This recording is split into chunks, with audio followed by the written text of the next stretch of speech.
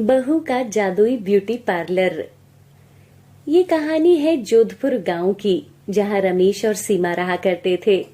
एक दिन रमेश खेत से घर आ रहा था, तभी रास्ते में एक नीलगाय से उसे टक्कर हो जाती है और उसकी वजह से उसकी कमर टूट जाती है। वो सड़क पर पड़ा बेचैन हो रहा था। रमेश का दोस्त केशव रास्ते पर से जा रहा था, तभी वो देखता है कि रमेश जमीन पर पड़ा था और वो दर्द से तड़प रहा था। वो उसे उठाकर घर ले आता है और सीमा को जोर जोर से आवाज लगाता है। अरे भाभी देखो रमेश को क्या हो गया है। ये सड़क पर दर्द से तड़प रहा था और ना ही इससे चला जा रहा है। ये तो खड़ा भी नहीं हो पा रहा। भाभी जल्दी बाहर आओ। भैया, आप इन्हें जल्दी से हॉस्पिटल लेकर चलो, इनकी तो ज्यादा तबीयत खराब लग रही है। केशव और सीमा रमेश को अस्पताल लेकर जाते हैं और अस्पताल में पता चलता है कि रमेश की रीढ़ की हड्डी टूट गई है। अब तो इतने पैसे भी मैं कहाँ से लाऊंगी भैया, मैं इनका इलाज भी नहीं करा सकती। सीमा एक कोने में खड़े होकर रो रही होती है। अरे मैं इतने पैसे कहाँ से लाऊंगी कि मैं इनका इलाज करा सकूं। सीमा एक कोने में खड़े होकर रो रही होती है। भाभी आप चिंता मत करो, रमेश का इलाज मैं करा दूंगा, आपको घबराने की कोई जरूरत नहीं है। भैया आपका बहुत बहुत शुक्रिया, अगर आप नहीं होते तो पता नहीं हमारे साथ क्या होता। केशव अच्छे खासे पैसे रमेश के इलाज में लगा देता है और अब रमेश बेड रेस्ट पर ही रहता है। सीमा उसकी दिन रात सेवा करती है और उसका पूरा ध्यान रखती है। अब मुझे कुछ करना होगा, नहीं तो हम दोनों का गुजारा कैसे होगा। मुझे तो केशव भैया के कर्ज के पैसे भी देने हैं, मुझे थोड़ा तो काम करना ही होगा। अगले दिन सीमा इधर उधर जाकर लोगों के घरों में काम करने लगती है। काफी मेहनत के बाद भी उसके घर के खर्चे और पति का इलाज नहीं हो पा रहा था। फिर एक दिन उसकी मालकिन को शादी में जाना था, तो मालकिन उसे बोलती है, सीमा तुम एक काम करो, मुझे ना शादी में जाना है, तो मैं मेकअप करवा कर आती हूँ, तुम यहीं पे रहना। ठीक है मालकिन। मालकिन चली जाती है। सीमा घर का सारा काम कर देती है और कुछ घंटों बाद मालकिन गुस्से से वापस घर आती है। उफ, पता नहीं सब ब्यूटी पार्लर वालों को एक साथ क्या काम पड़ गया है। आज ही सभी ब्यूटी पार्लर बंद होने थे, मुझे शादी में जाना है। हे भगवान, अब मैं क्या करूं। ये सुनकर सीमा बोलती है, मालकिन आप चाहो तो आपका मेकअप मैं कर देती हूँ, मुझे थोड़ा बहुत ब्यूटी पार्लर का काम आता है। क्या सच में सीमा, तुम्हें पार्लर का काम आता है? तुमने तो मेरी पूरी ही दिक्कत दूर कर दी। प्लीज मेरा अच्छा सा मेकअप करना। सीमा मालकिन का मेकअप कर देती है। मेकअप देखकर मालकिन बहुत खुश होती है। अरे वाह सीमा, तुमने तो मेरा बहुत अच्छा मेकअप किया है। तुम एक काम करो ना, तुम खुद का ब्यूटी पार्लर क्यों नहीं खोल लेती। वो मालकिन, मुझे इसकी इतनी जानकारी नहीं है कि ब्यूटी पार्लर कैसे खोलते हैं, और उसमें तो बहुत अच्छे पैसे लगते होंगे ना, और मेरे पास तो पैसे भी नहीं है। अरे तो तुम जानकारी तो प्राप्त कर सकती हो, और रही बात पैसों की, तो कोई ना कोई तुम्हें उधार दे ही देगा। फिर क्या था, अगले दिन सीमा इधर उधर जाकर लोगों से ब्यूटी पार्लर खोलने की जानकारी लेती है और वो कुछ पैसे उधार अपनी मम्मी से ले लेती है ताकि वो ब्यूटी पार्लर खोल सके। मम्मी, मैं आपके सारे पैसे वापस कर दूंगी। एक बार मेरा ब्यूटी पार्लर अच्छा चल गया तो देखना सब सही हो जाएगा।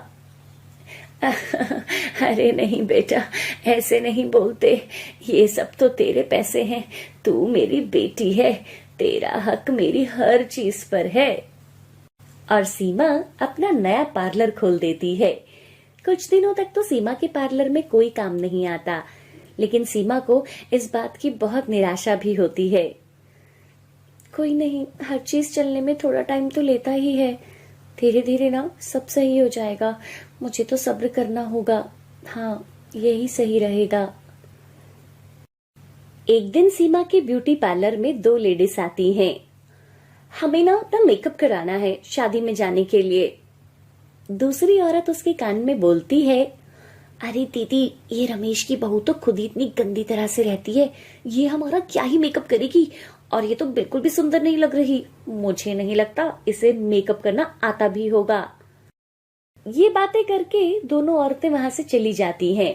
मगर ये बात सीमा ने भी सुन ली थी और वो उदास होकर बोलती है, मुझे नहीं पता था, आजकल ना लोग काम भी शक्ल देखकर ही देते हैं, मगर मेरी शक्ल और रहने के तरीके से मेरे मेकअप और काम करने का क्या लेना देना।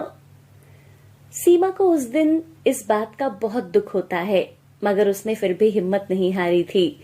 अब सीमा को ब्यूटी पार्लर खोले हुए 6 महीने हो गए थे और अब उसके पैसे भी खत्म हो गए थे जो उसने अपनी मम्मी से उधार लिए थे।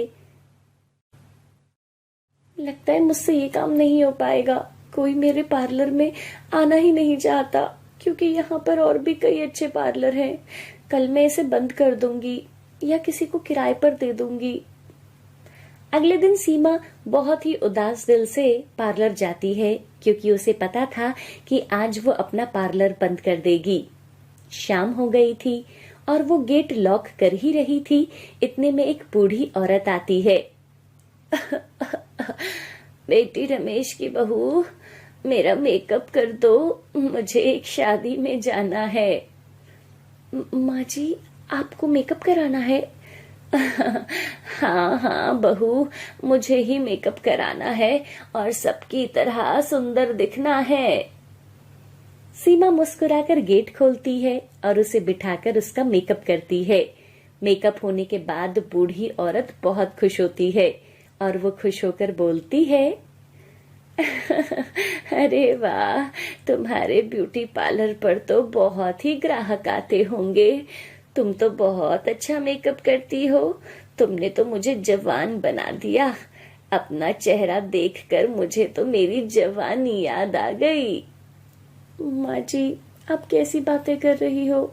लोगों को तो लगता है कि मैं अच्छा मेकअप नहीं करती, और आधे लोग तो इसलिए नहीं मेकअप करवाते क्योंकि मैं खुद भी सुंदर नहीं हूँ। इसी वजह से कल से ये ब्यूटी पार्लर नहीं खुलेगा। अरे क्यों नहीं खुलेगा? क्योंकि मेरे पास पैसे नहीं है और यहाँ पर कोई आता भी नहीं है। इसकी वजह से मेरी बोनी तक नहीं हो रही है। चलो एक काम करो, बस मेरे कहने से तुम कल और अपना ब्यूटी पार्लर खोल लेना। अगर कोई नहीं आया तो उसके बाद तुम इस पार्लर को बंद कर देना। माँ जी, एक दिन में क्या ही बदल जाएगा, पर आप कहती हो तो मैं ऐसा ही करूंगी। मैं कल भी ब्यूटी पार्लर खोल लूंगी। बूढ़ी औरत उसे 10 रुपए निकाल कर देती है। ये लो बेटा, मेरे पास तो बस यही पैसे हैं। कोई बात नहीं माँ जी, ये काफी है। मैं इसे आपका आशीर्वाद समझकर रख लेती हूँ। वो बूढ़ी औरत 10 रुपए देकर वहां से चली जाती है।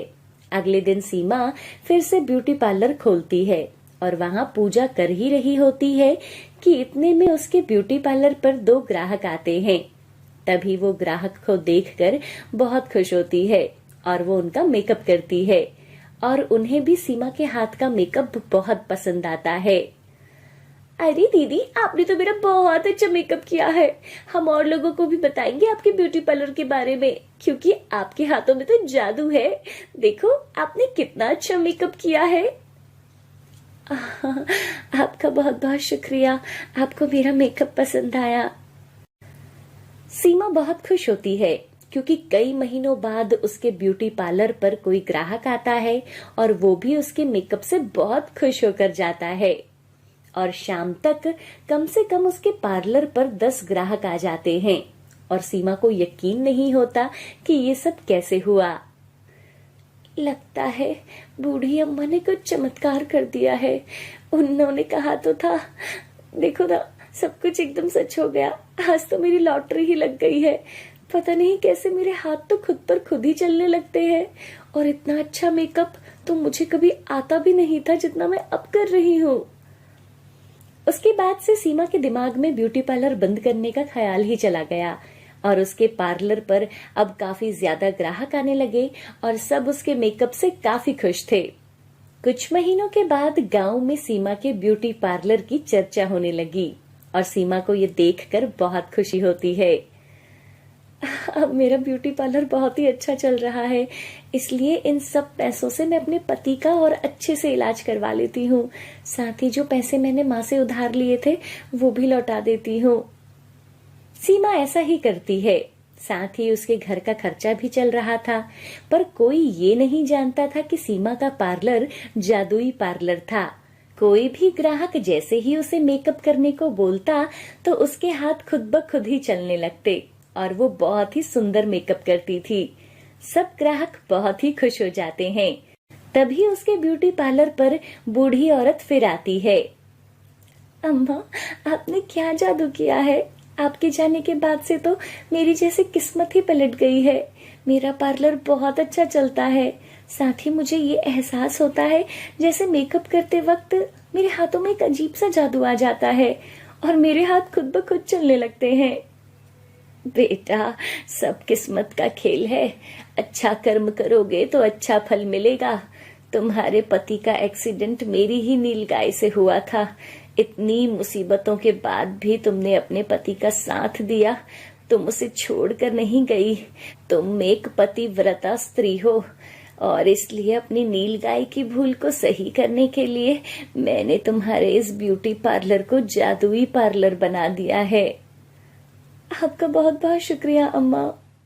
फिर सीमा का पार्लर बहू का जादुई ब्यूटी पार्लर नाम से फेमस हो गया, क्योंकि गांव के जवान, बूढ़ी सभी औरतें रमेश की बहू के ब्यूटी पार्लर में आते थे और वो बहुत सुंदर होकर वहां से जाते थे।